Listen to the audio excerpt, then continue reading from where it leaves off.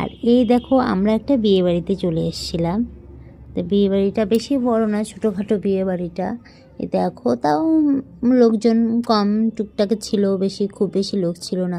নতুন বউকে তো দেখলেই সাজালো, কেমন হয়েছে কমেন্টে বলবে নতুন বউর সাজাটা।